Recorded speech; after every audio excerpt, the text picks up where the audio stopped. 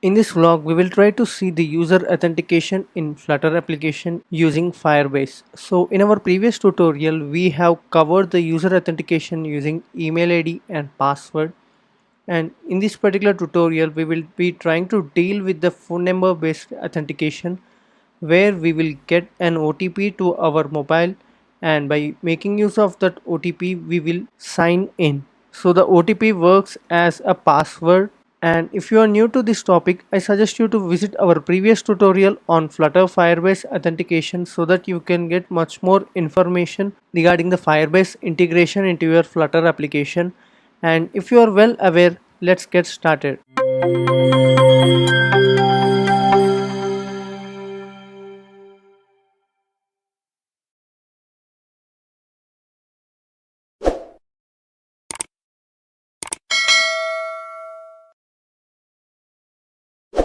So now let us declare our void main here. We are declaring void main with the help of a future here, which is an asynchronous method widgets flutter binding dot ensure initialize. So we have covered this topic in detail in our previous tutorial.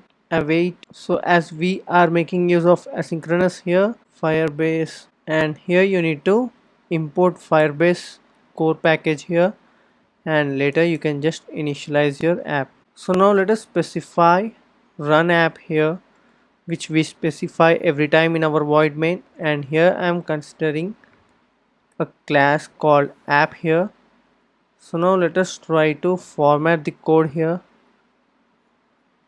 and now let us create a stateless widget for now. So let's return a material app, and these are all the basic things, but as we are targeting beginner, so we are covering everything here. So here for making use of the material app, you need to import the material.dart here, and later inside which you can specify scaffold for the home parameter, and the first thing here we specify is app bar, inside which specify the title with the help of a text widget. So here let us specify login. You can just add constant before text widget to make it a constant, so it's just a warning message. So now let us specify body here, and inside body I'm going to declare one more class, that is my app here, and my app is a stateful widget, and here instead of returning container I'm going to return a column which is a multi-child widget, and inside which we can specify two text fields. First one is for accepting the mobile number, so which will have a controller again here, and let us specify a controller phone number controller text editing controller, and the second one is OTP controller. So this way we have specified two controllers here, and let us assign the first controller here like phone number controller, and this second one is text field for OTP. So before getting into the OTP text field, let us try to design this particular text field for now. So for which I am wrapping it with a padding here, and inside the text field let us make use of a decoration here, input decoration, and make this one constant, and consider a border like outline input border, and let us specify label text. Let us specify a label like phone number, and hint text as enter valid number. So now let us try to copy this particular padding block here and paste this, and now add a comma here. So here instead of phone number I'm going to consider this as password, which is our OTP, and enter valid password. So now let us consider text button and specify on press here. Presently I am not specifying anything in the on press, and also specify child with the help of a text widget. So inside the text widget specify fetch OTP and create one more button here, send. So after entering OTP we can tap on this particular send button to submit our details. So here let us try to create a method like fetch OTP and create a method fetch OTP here, and here let us create a method like verify the credentials. So we have created these two methods like fetch OTP and verify. So now let us provide the functionality for each of them. So here first of all let us try to convert the void method into future void. So convert to asynchronous function body here. You can just make it easily by tapping on option and return button on Mac. So now let us try to create an instance here equal to Firebase authentication dot instance, and now we'll be make use of this particular object here, await authentication dot. Here you will be having verify password reset code and verify phone number. So password reset code we'll be covering in our coming tutorials. So for now let us make use of the verify phone number here. So verify phone number is having these particular parameters. So let us try to divide them here so that you can understand them much better. So the first one is phone number here. So we will be getting the phone number with the help of phone number controller which we have specified above, dot text dot to string I'm considering here. So verification completed. You need to specify all these blocks of code here. So here let us specify phone authentication credential and creating an object for the same, and this is of a type asynchronous, and here await authorization sign in with credential. Okay, so what if the verification is failed?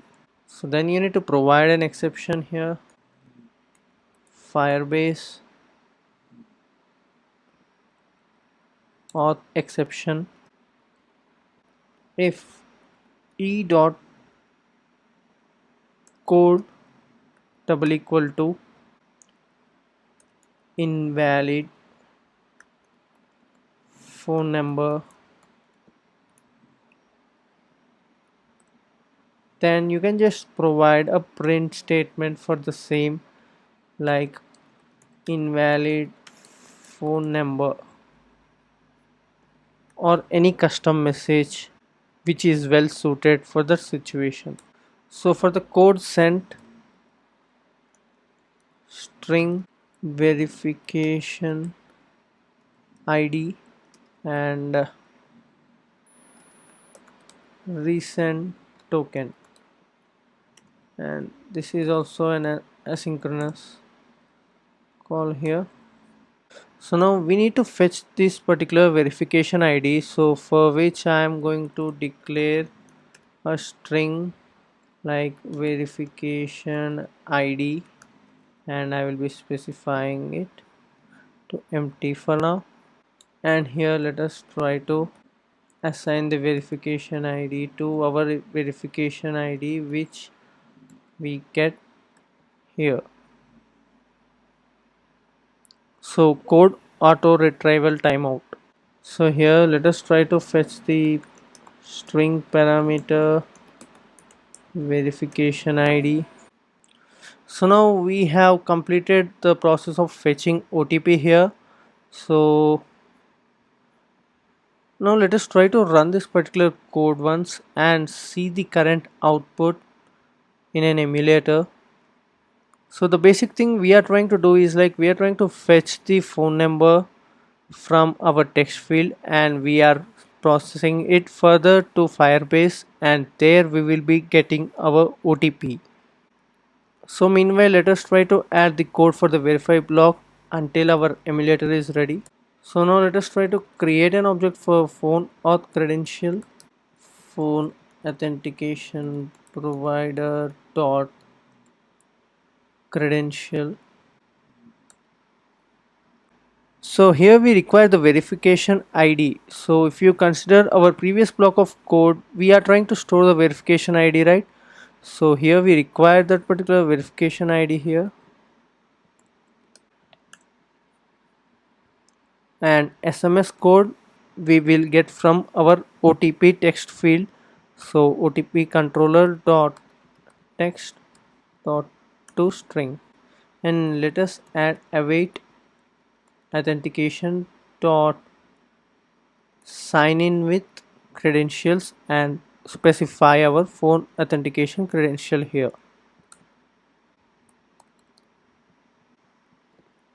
So here we are done with our verify block and fetch OTP block of code here. And now let us try to see our output which we have designed earlier. So here is the output, and let us try to make this to the center.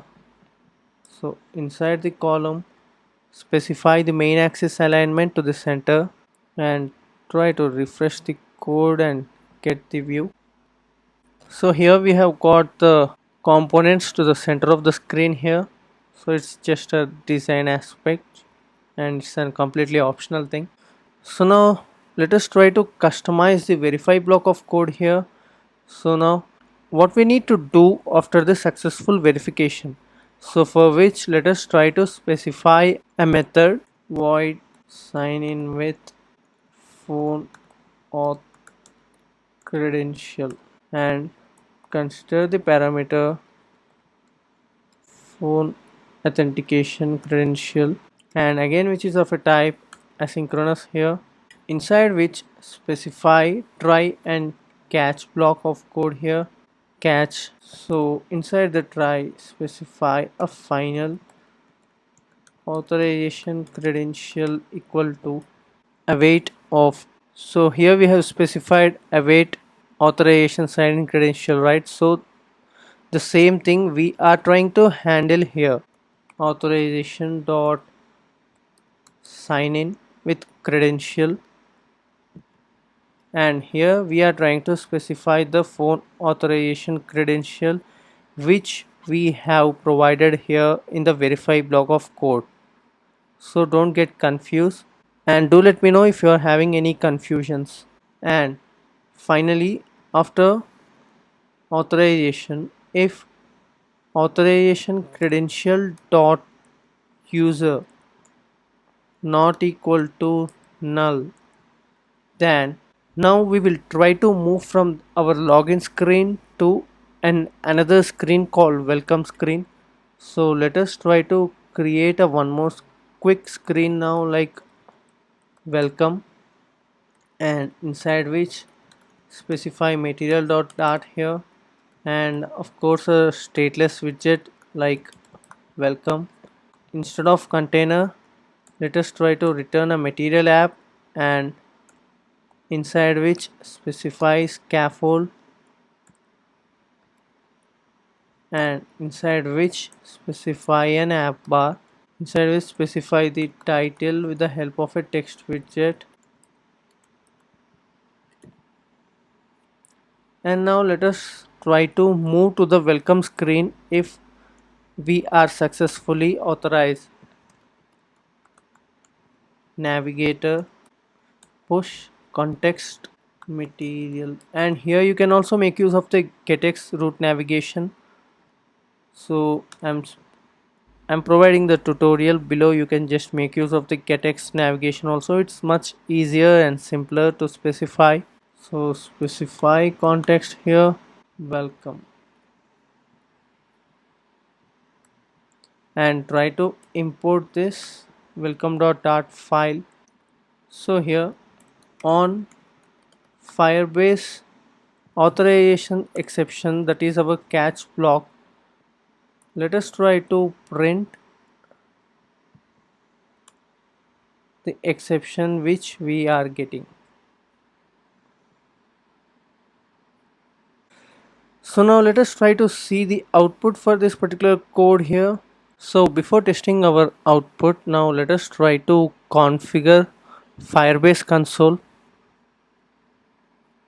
So here this is our Firebase console. We have previously added few email address in our previous tutorial. So now go through the sign in method here, and here I have enabled our phone provider. So you can just tap on the add new provider, and here you can just specify phone, and here you can also specify some phone numbers for testing. So you can make use of this particular phone numbers and verification code, but now we are making use of a real-time device, so I am not going to specify any phone number or verification code here. So this is the process of enabling sign-in providers for phone here. In our previous tutorial we have gone through email by password option. So now let us try to see the output.